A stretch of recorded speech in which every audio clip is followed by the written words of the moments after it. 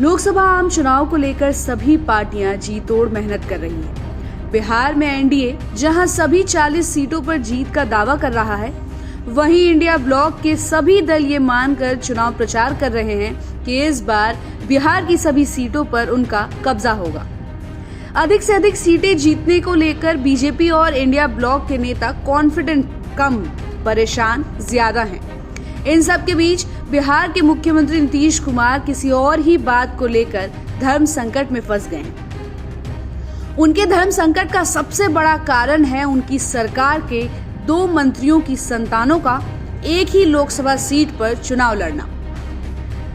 जी हां, समस्तीपुर लोकसभा सीट से इस बार सन्नी हजारी कांग्रेस की तरफ से चुनाव लड़ रहे हैं, जबकि उनके पिता महेश्वर हजारी बिहार सरकार में जन सूचना एवं संपर्क मंत्री हैं। उधर शांभवी चौधरी एनडीए के घटक दल लोक जनशक्ति पार्टी रामविलास पासवान की तरफ से लोकसभा की उम्मीदवार हैं। उनके पिता अशोक चौधरी भी बिहार सरकार में ग्रामीण कार्य मंत्री हैं।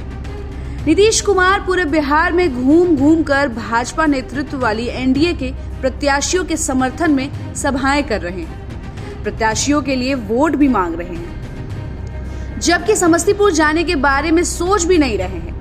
समस्तीपुर की प्रत्याशी शांभवी चौधरी भी चाह रही हैं कि उनके क्षेत्र में एक बार नीतीश कुमार आकर वोटरों से अपील करें। कई बार कहने के बाद भी नीतीश कुमार ने अभी तक समस्तीपुर जाने का प्रोग्राम नहीं बनाया है। हालांकि बिहार की तमाम ऐसी सीटें हैं जहां कांटे की टक्कर है। कांटे की टक्कर ही नहीं, बल्कि दोनों ही गठबंधनों की प्रतिष्ठा दांव पर लगी हुई है। लेकिन समस्तीपुर सीट ऐसी है जहां एक ही सरकार के 2 मंत्रियों की प्रतिष्ठा दांव पर लग गई है। तो चलिए मुख्यमंत्री के धर्म संकट के बारे में आगे बताएंगे। उसके पहले ये बता दें कि समस्तीपुर लोकसभा क्षेत्र सुरक्षित क्षेत्र है। यहाँ 18 लाख से ज्यादा वोटर है। इस क्षेत्र में लगभग 4 लाख के आसपास कुशवाहा वोटर है, जबकि पासवान वोटर 2.5 लाख के करीब है। यादव वोटरों की संख्या भी 2.25 लाख के आसपास है। बाकी वोटों में मुस्लिम, ओबीसी और अनुसूचित जाति के वोटर शामिल हैं। स्वर्ण वोटरों की संख्या हालांकि बहुत ज्यादा नहीं है, लेकिन ये माना जा रहा है कि स्वर्ण वोटरों का झुकाव शांभवी चौधरी की तरफ ज्यादा होगा, क्योंकि उनके ससुर किशोर कुणाल भूमियार बिरादरी से बिलोंग करते हैं और बहुत ही धार्मिक प्रवृत्ति के व्यक्ति भी हैं। आपको बता दें कि पटना रेलवे स्टेशन स्थित हनुमान मंदिर का जीर्णोद्धार कराने में किशोर कुणाल की अहम भूमिका रही है। साथ ही साथ राम मंदिर निर्माण में भी उन्होंने बढ़ चढ़कर हिस्सा लिया था। उनका ट्रस्ट कई बड़े बड़े धार्मिक कार्यों में वर्षों से लगा हुआ है।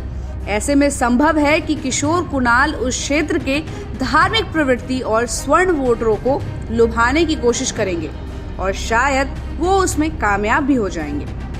शांभवी चौधरी लोजपा की प्रत्याशी है, जिसके सर्वे सर्वा चिराग पासवान है। ऐसे में एक बात आसानी से समझी जा सकती है कि पासवान वोटरों का अधिक से अधिक रुझान शांभवी चौधरी के प्रति ही होगा। जहां तक जातिगत समीकरणों की बात की जाए तो सन्नी हजारी को यादव और मुस्लिम वोटरों के साथ साथ अनुसूचित जाति के वोटरों का समर्थन ज्यादा से ज्यादा संख्या में मिल सकता है। हालांकि ये सीट कभी रामविलास पासवान के परिवार के पास हुआ करती थी। स्वर्गीय रामविलास पासवान के छोटे भाई रामचंद्र पासवान ने यहां से 2019 में लोकसभा चुनाव जीता था, लेकिन बीच में ही उनकी मृत्यु हो जाने के बाद हुए उपचुनाव में उनके बेटे प्रिंस राज ने जीत दर्ज की थी। अब रही बात बिहार के मुख्यमंत्री नीतीश कुमार की दुविधा की, तो उनकी दुविधा यही है कि उस क्षेत्र में जाकर कैसे अपने मंत्रिमंडल के एक मंत्री की संतान के समर्थन में वोट मांगेंगे, जबकि दूसरे मंत्री की आलोचना करनी पड़ेगी। सवाल ये उठ रहा है कि नीतीश कुमार किसकी जीत की मंगल कामना करेंगे, क्योंकि दोनों ही मंत्री उनके प्यारे हैं, उनके बहुत ही नजदीकी हैं। जबकि ये तय है कि वहां पर भले ही कितनी उम्मीदवार चुनाव लड़ रहे हों, जीत या तो सन्नी हजारी की होगी या फिर शांभवी चौधरी की। जाहिर सी बात है कि सन्नी हजारी के समर्थन में जब सभा होगी तो एनडीए सरकार की आलोचना की जाएगी, मुख्यमंत्री नीतीश कुमार की आलोचना की जाएगी, और जब शांभवी चौधरी के समर्थन में सभा होगी तो इंडिया ब्लॉक के नेताओं की आलोचना की जाएगी। यानी किसी भी चुनावी सभा में दोनों ही मंत्रियों की संतानों की पार्टियों की आलोचना होगी। ऐसे में शांभवी चौधरी या चिराग पासवान लाख कोशिश कर ले, नीतीश कुमार समस्तीपुर तो नहीं जाएंगे, चाहे बिहार की बाकी सभी लोकसभा क्षेत्रों में वो चले जाएं। तो आपको क्या लगता है कि क्या नीतीश कुमार समस्तीपुर जाएंगे या नहीं? कमेंट करके जरूर बताइएगा। और ऐसी ही खबरों के लिए आप देखते रहिए समय डिजिटल। हमारे चैनल को लाइक और सब्सक्राइब करना बिल्कुल भी मत भूलिएगा।